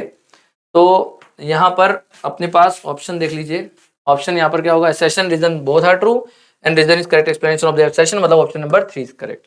चलिए नेक्स्ट क्वेश्चन की ओर चलते हैं। तो नेक्स्ट क्वेश्चन में बच्चों लिखा है let u and v be the distance of the object and image from the lens of the focal length f, the correct graphical representation of u and v of a convex lens for a convex lens is, जिसमें u f से बड़ा है। देखिए बच्चों इसका simply मैं आपको बताऊं, आपने 1/v minus 1/u equal to 1/f, ठीक है, ये लेंस के लिए होता है, और बच्चों 1/v plus 1/u equal to 1/f ये मिरर के लिए होता है, ठीक है। बच्चों मैं आप लोगों को इसका ग्राफ बना के दिखाना चाहता हूँ। देखिए आपको ना ये याद रखेंगे तो सबसे बेसिक, चाहे कितना भी कैसा भी क्वेश्चन आ जाए, ये चीज आप सब जगह बैठा सकते हो। और ये हर साल बच्चों कहीं ना कहीं हर साल 2 साल के अंदर क्वेश्चन जब पूछा जाता है, तो जो मैं टेक्निक बता रहा हूँ उससे आप करेंगे बहुत अच्छे से याद रहेगा, कभी भूलोगे भी नहीं, ठीक है। और ग्राफ बार बार बना के चेक करने की जरूरत नहीं पड़ेगी। आप सीधा सीधा बच्चों आपने 1/v वर्सेस 1/u का तो बनाया होगा कॉन्केव मिरर के लिए, ठीक है। तो 1/v वर्सेस 1/u को बनाएंगे ना, तो 1/v is equal to 1/f minus 1/u बनेगा अगर कॉन्केव मिरर है, ठीक है। तो y इज इक्वल टू, मैं इसको 1/v और 1/u का बना रहा हूं अभी फिलहाल पे, जबकि पूछा u और v का है, बताता हूं मैं इसको। आप सीधा बनाएंगे तो ये इधर जाएगा, तो y is equal to c minus mx बनेगा, मतलब लाइन ऐसी बनेगी, ठीक है, और माइनस c माइनस mx बनेगा शायद ना। फोकल लेंथ इसकी नेगेटिव आएगी कॉन्केव मिरर के लिए, तो कॉन्केव मिरर के लिए ये लाइन ऐसी बनेगी, ठीक है, क्योंकि फोकल लेंथ नेगेटिव थी, माइनस c माइनस mx बन। बेटा ये क्या बनेगा फिर 1/u 1/v में, कॉन्वेक्स मिरर के लिए, ठीक है। अब ये वाली जब लाइन बनाएंगे बच्चों, तो ये लेंस में आप देखिएगा, तो लेंस के हिसाब से ये बनेगा क्या चीज, कॉन्केव लेंस। और बच्चों ये क्या बन जाएगा आपके पास इधर से, कॉन्वेक्स लेंस, ठीक है। ये आपको क्लियर हुआ अभी कि कॉन्केव लेंस कॉन्वेक्स लेंस में 1/v 1/u का ग्राफ बनाना तो इस तरह से बनता है, ये अभी आपको क्लियर हुआ। अब देखिए और भी आसान है ना। अब आपको ना इसमें अगर v और u का बनाना है, मान लीजिए मैं अभी उठा लेता हूं कॉन्वेक्स लेंस के लिए, क्योंकि अपने को वही निकालना है कॉन्वेक्स लेंस के लिए। तो मैं बोलता हूं बच्चों आपको कुछ नहीं करना है, ठीक है। आपका जो लाइन जा रहा था ना, इस लाइन को ध्यान से देखिएगा, जो ये लाइन जा रहा था ना, इस पर ये 2 डॉट बनाइए, वो लाइन बना लीजिए, एसिम्पटोट्स बना लीजिए वहां पर, ठीक है, ऐसे एसिम्पटोट और ऐसे एसिम्पटोट, ठीक है। ये बहुत ही बढ़िया टेक्निक है बच्चों, आपको कुछ भी ग्राफ में कभी दिक्कत नहीं आएगी, इसको ध्यान से सुनना, ठीक है। देखिए तो ये हमारे पास हमने उसी जगह पर 2 एसिम्पटोट्स यहां पर ड्रॉ कर दी, ठीक है। तो बच्चों इसके बाद ये जो एसिम्पटोट बनाई है, इस वाले सेक्टर में एक भेज दीजिए लाइन, और एक इस सेक्टर में भेज दीजिए। और अब आप ना हर बार क्या करिएगा, कभी भी बनाना हो v वर्सेस u का, तो आप 1/v वर्सेस 1/u बनाइए और उसकी एसिम्पटोट ढूंढ लीजिए। और एसिम्पटोट के बाद आपने कई बार बनाया होगा डायग्राम, ठीक है। अब आप इसको चेक कर लीजिए कि जब आप इधर थे तो उसकी इमेज कहां बन रही है, आप उससे भी देख सकते हैं, या फिर आप इस फंक्शन को डायरेक्टली उठाकर भी चेक कर सकते हैं, वो मैथ से। मैं मना नहीं कर रहा कि भाई उससे नहीं बनता, उससे भी बनता है। मैं बोल रहा हूँ कि जिस बच्चे को ये डायरेक्टली याद है ना, तो वो एसिम्पटोट ढूंढेगा कि भाई मुझे ब्लैक लाइन का बोला है, तो मैं एसिम्पटोट इसकी और इसकी एक ऐसी और एक ऐसी ड्रॉ करी, तो लाइन एक उस साइड में बनेगी छोटे वाले सेक्टर में, और एक इस साइड में बनेगी। ये इजी पड़ जाता है बच्चों को, ठीक है। तो आपका आंसर अभी फिलहाल पे इसके इस साइड वाला पूछा है, ठीक है। तो आप यहाँ पर क्या बनाएंगे, v और u का ये वाला लाइन बन जाएगा, विच इज दिस लाइन। तो ये वाला आपका बच्चा इसमें आंसर करेक्ट हो जाएगा कॉन्वेक्स लेंस पे। चलिए नेक्स्ट क्वेश्चन की ओर बढ़ते हैं बच्चों। यहाँ पर तो यहाँ पर लिखा है the fractional compression of a water at the depth 2.5 kilometre below the sea level is इतना परसेंट, द बल्क मॉड्यूलस दिया हुआ है, डेंसिटी ऑफ द वाटर दिया हुआ है, एक्सेलेरेशन ड्यू टू ग्रेविटी दिया हुआ है। बल्क मॉड्यूलस होता है बेटा pressure upon delta v by v। तो बच्चों बल्क मॉड्यूलस कितना दिया हुआ है, 2 × 10⁹। आगे क्या बोला है दोस्तों, प्रेशर प्रेशर होगा रो जी एच, तो रो है 10⁻3, जी कितना है 10, एच कितना है 2.5 किलोमीटर, मतलब 2.5 किलोमीटर मतलब 1000 हो जाएगा, तो 2500 मीटर हो गया। अपॉन में डेल्टा वी बाई वी हमें वही निकालना है, ठीक है। तो यहाँ से बच्चा आप इसको सोल्व करिए, 10⁻9 है तो ये 3 ले लीजिए, 4 2 6, तो 6 से काटेंगे तो यहाँ बचेगा 3, ठीक है। तो यहाँ से डेल्टा वी बाई वी की वैल्यू कितनी आ रही है, तो डेल्टा वी बाई वी की वैल्यू आ रही है, ये इधर गया तो ये 2 नीचे आ जाएगा, 25/2, ठीक है, 25/2। और फिर भाई साहब 25/2 ये हो गया, और 10⁻3 उधर जाएगा तो 10⁻3 हो जाएगा। अब क्योंकि मुझे परसेंटेज का बोला है तो भैया delta V by V into 100 कर दिया दोनों तरफ, तो परसेंटेज इन वी कितना आ रहा है, ठीक है। तो सही है अपने पास, ठीक है। तो 2.5 किलोमीटर सही सही सही लिखा है, ठीक है। तो बच्चों हमारे पास परसेंटेज इसमें बोला है फ्रैक्शनल कंप्रेशन है ना, तो कितना आ जाएगा, ये हो जाएगा अपने पास 12 पॉइंट, छोटा तो नहीं है ना बच्चे, यहाँ पर 2 × 10⁻9 है, 10⁻3 है, जी वैल्यू 10 है, सही लिखा है, ठीक है। तो 25 अपॉन में 2 हो जाएगा कितना, 12.5 है ना, और इंटू 10⁻, यहाँ पर बचेगा -1, ठीक है। तो ये कितना आ जाएगा 1.25 है ना, ऐसा कुछ है क्या 1.25, तो परसेंटेज इसका 1.25% आ रहा है, मतलब कि आंसर आ जाएगा ऑप्शन नंबर 3 इज करेक्ट, ठीक है। नेक्स्ट क्वेश्चन की ओर चलते हैं बच्चे। यहाँ लिखा है, इन hydraulic lift the surface area of the input piston is 6 centimetre and that of the output is piston is इतना। तो बच्चों इनपुट पिस्टन का हमको दिया हुआ है कितना 6, और आउटपुट जो है उसमें इसने दिया है 1500। आपको बोला जा रहा है कि अगर इतना 100 न्यूटन का फोर्स अपन लगाएं, अप्लाइड करें इनपुट पर, ठीक है, 100 न्यूटन का फोर्स, तो आउटपुट पर फोर्स कुछ एफ होगा बच्चों, तो उसके कारण जो वर्क डन होगा 20 सेंटीमीटर चलाने में, तो वो कितना होगा, फोर्स निकाल लीजिए बेटा। तो आप ये बोल सकते हैं कि भाई फोर्स बाय इतना एरिया, प्रेशर बराबर होता है उसमें, है ना, फोर्स बाय 1500 इजिकल टू 100/6, तो 3 दूना 6, 3 5 15, 500 हो जाएगा। तो फोर्स की वैल्यू कितनी आ रही है बच्चों, फोर्स की वैल्यू आ रही है 5, ठीक है। ऊपर जाएगा तो 5/2 × 10⁻4, ये फोर्स आ गया बच्चों। वर्क डन चाहिए इसी के द्वारा, कितना चलाना है, इतना चलाना है, तो फोर्स इंटू डेल एक्स अपने चला लीजिए, तो कितना आ जाएगा फोर्स 5/2 × 10⁻4 इंटू 0.2, क्योंकि वो मीटर में चाहिए ना, ऐसा यूनिट में। तो ये 2 से 2 कटेगा, और ये नीचे 10 होगा तो 10⁻3, तो 5 × 10⁻3 आ जाएगा, और इसने किलो में पूछा है, किलो जूल, तो हो जाएगा 5 किलो जूल। तो आंसर विल बी 5 इसका आंसर हो जाएगा, ठीक है बेटा। तो नेक्स्ट क्वेश्चन की ओर चलते हैं। यहाँ पर दिया है बच्चों, 2 light beams falls on a transparent material block at a point 1 and 2 with θ1 and θ2 respectively. तो 2 बीम है बच्चों, θ1 और θ2 बना रही है इस तरह से, और उसमें गिर रही है ट्रांसपेरेंट मटेरियल में। तो बोला है, in the figure after reflection the beam intersected eight a point 3, ठीक है। तो दोनों बीम जो है वो इधर आके इधर मिल जाती हैं। आगे बोला है which is exactly on the interface eight other end of the block, ठीक है।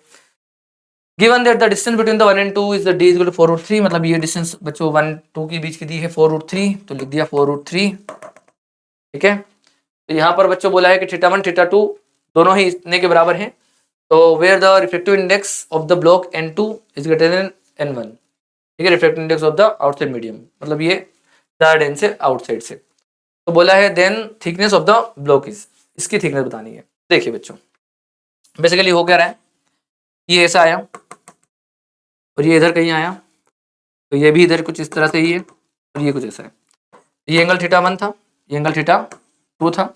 मान लेता हूँ कि भैया ये एंगल बनने वाला θ3 है, तो ये भी θ3 बनेगा बच्चे, है ना, और ये θ3 बनेगा ना बेटा, तो ये बन जाएगा लेंथ कितना, अगर वो 4√3 तो ये बनेगा 2√3, ठीक है। मुझे किसी तरह से θ2 मिल गया, θ3 मिल गया ना, तो मैं अपना आंसर निकाल सकता हूँ इजीली, ठीक है। किस तरह से कि tan θ3 लिख दूंगा बच्चों, और ये डिस्टेंस बोल देता हूँ d, तो ये हो जाएगा 2√3/d, ये हमारा आंसर हो जाएगा अगर θ3 मिल गया तो बच्चे μ1 sin θ = μ2 sin θ2 लगा दे इसी में, है ना। तो आपको दिया भी है यहाँ पर चीजें, तो μ1 sin θ इसमें लगा रहे हैं, तो μ1 मतलब कि n1 जो ऊपर है, तो μ1 बोला है, n1 बोला है, कुछ भी बोल दीजिए, ठीक है। तो n1 sin θ1 sine of 90 minus theta बन जाएगा, है ना, 90 minus theta is equal to mu 2 मतलब n2 sine theta 2 sine theta 3 basically. ठीक है, तो बच्चों ये अपने पास आ रहा है n1 cos theta 1 is equal to n2 sine theta 3। तो बच्चों cos थीटा 1 की वैल्यू दी है क्या आपको? बिल्कुल दी है। इसको cos थीटा 1 ले लीजिए तो n2 बाई n1 दिया है, ये हो जाएगा n1 इंटू n2 बाई कितना लिखा है 2n1 is equal to n2 times of sine theta 3। तो बच्चा अपने पास n1 से n1 कट गया, n2 से n2 कट गया, तो साइन थीटा 3 की वैल्यू कितनी आ रही है 1/2। तो थीटा 3 की वैल्यू कितनी आ रही है बेटा? 1/2 कब होती है 30 डिग्री पर। ये आ गया आंसर थीटा 3 का, यहाँ डालिए आंसर समाप्त। ठीक, ये कितना है बच्चों 10 थीटा मतलब 30 डिग्री हो जाएगा, तो कितना हो जाएगा 1/√3 और ये 1/√3 हो जाएगा इज इक्वल टू 2/2√3/d। तो दोस्तों अपना आंसर आ रहा है कितना आ रहा है देखो, d is equal to 6, d is equal to 6, d is equal to 6 आ रहा है बच्चे। तो 6 इसका आंसर होगा बच्चों। तो ये 6 इसका सेंटीमीटर में ही, जिसमें वो दिया हुआ यूनिट 4√3 वाली यूनिट कौन सी है? सेंटीमीटर है बच्चों। तो हमारा आंसर भी सेंटीमीटर में आ रहा है ना। तो ये जो है बच्चों थिकनेस ऑफ द ब्लॉक कितनी है 6 सेंटीमीटर। ठीक है, आगे बढ़ते हैं बच्चों। लिखा है the coordinates of the particle with respect to the origin is given reference frame 1,1,1 metres. If the force of this act on a particle then magnitude of the torque with respect to origin in Z direction only. देखो ये भी बहुत important है, सिर्फ Z direction का पूछा है, net torque भी नहीं पूछा है।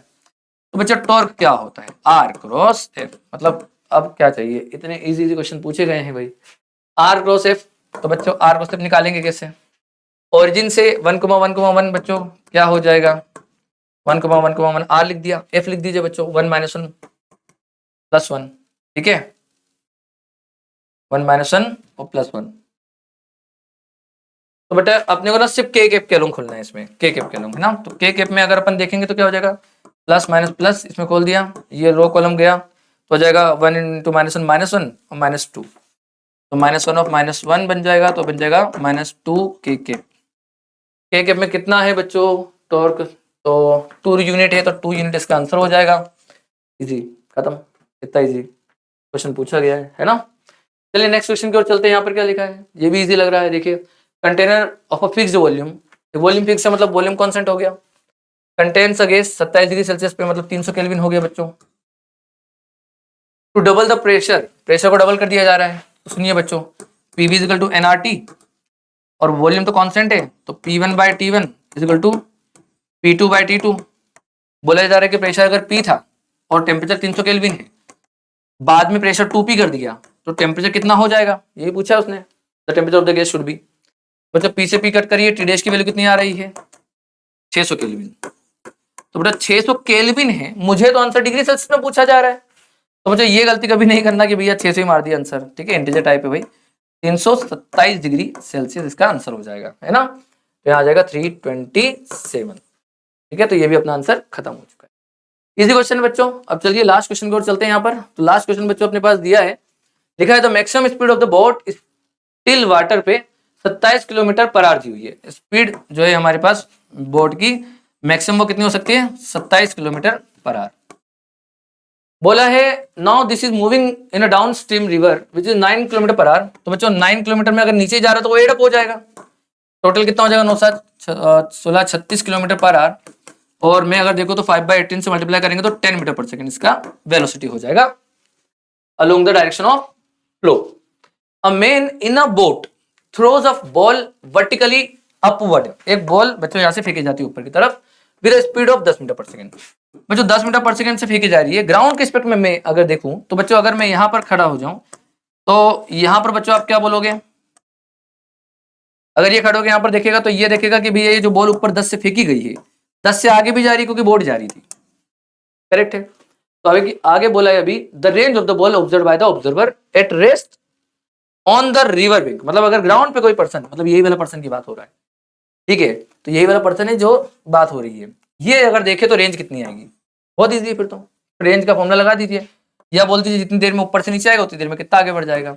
तो range is equal to velocity कितने से आगे बढ़ रहा है 10 से इंटू टाइम ऊपर से नीचे आने का, जितनी देर में आया उतनी देर में आगे बढ़ गया, टाइम लगेगा 2u/g। 2 इंटू 10/g, इससे कट कर दीजिए, 20 मीटर इसका आंसर होगा। आपसे आंसर सेंटीमीटर में पूछा है बच्चे, गलती नहीं करना है, सेंटीमीटर लिखा है, ठीक है, सेंटीमीटर है भाई, यहाँ पर सेंटीमीटर पर ध्यान दो। तो ये आंसर आ जाएगा 2000। एक्साइटेड होके भैया आंसर मीटर में 20 ना लगा के आ जाना, इंटीजर में बस ये देखना है अपने को ध्यान से, और ये नहीं देखोगे तो यहीं पर गड़बड़ हो जाएगी, और यही सिली मिस्टेक्स में आप लोग बोलते हो कि बे काउंट हो गया हमारा, सिली मिस्टेक हो गया हमसे। तो इन पर मतलब एक्साइट नहीं होना है, लास्ट तक आंसर तक एंड तक जाना है, तब जाकर आंसर लगाना है। ये छोटी छोटी बातें रख ली याद, समझ ली, जहन में उतार ली, तो आपके मार्क्स अच्छे आने से कोई नहीं रोक सकता दोस्त, ठीक है। तो चलिए दोस्तों, आज अपने पास ये हो चुका है अपने पास पूरा डिस्कशन पेपर का, ठीक है। तो यहीं पर क्लास खत्म होती है। Thank you.